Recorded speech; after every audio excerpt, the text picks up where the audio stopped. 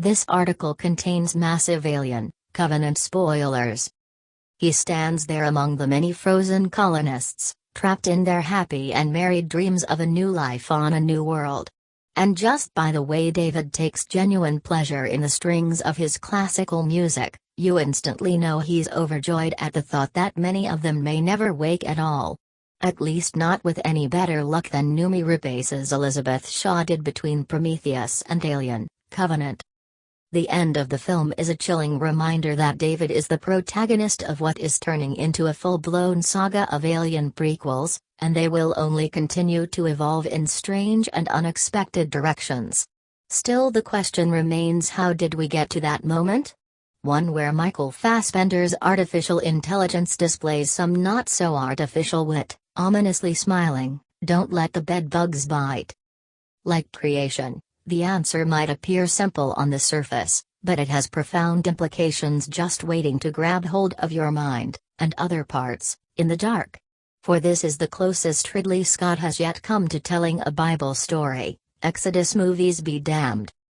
As a refresher for the basic plot machinations that led to this ending, it was revealed that the far too human David has dabbled in apparent biomechanical genetics and created the very first xenomorph. He certainly engineered the egg that beckoned Captain Oram to his doom. In the aftermath of a xenomorph and multiple face-huggers running around, David is confronted by his doppelganger Walter, who despite having only one hand still appears to be imbued with greater strength than his decades-older predecessor.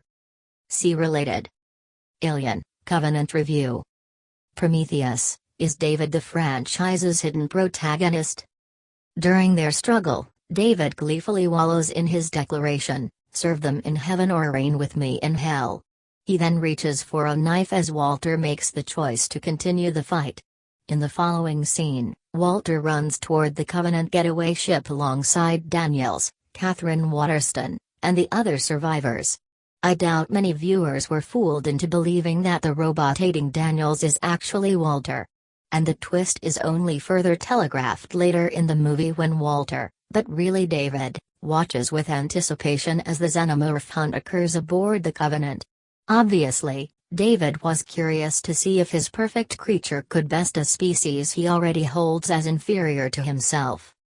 The xenomorph was able to board the ship by nestling away inside the body of one of the crew members who had a face-hugger on his visage for less than 5 seconds.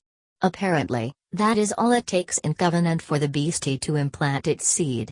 Daniels and Tennessee are able to eventually kill the xenomorph with ease, because it almost seems like they themselves have seen enough of these movies to know you always end the story by shooting these bastards out into the coldness of space.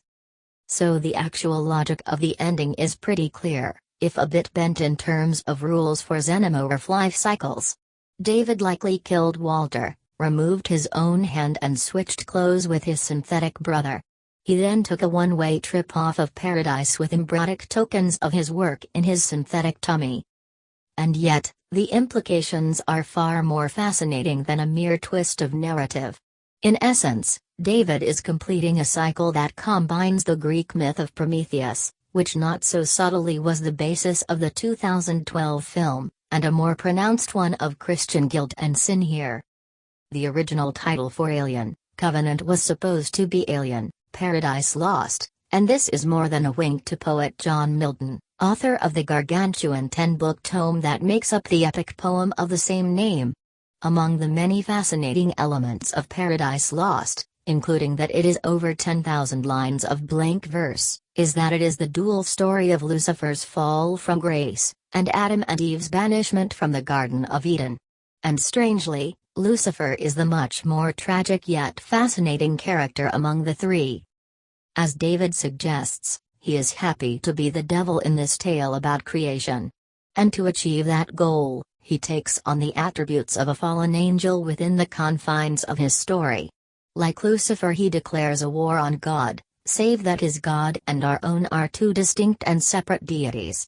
As the extended, and better, ending of Prometheus lays bare, the reason that the engineers likely turned on their progeny, we humans, is due to our predilection toward violence, as well as our desire to, like the Greek myth of Prometheus, steal and emulate a celestial being's knowledge.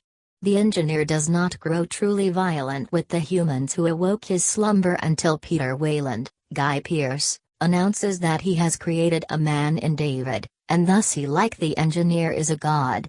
And gods don't die. The engineer reacts in the same way one imagines audiences will toward David in Alien, Covenant, We, or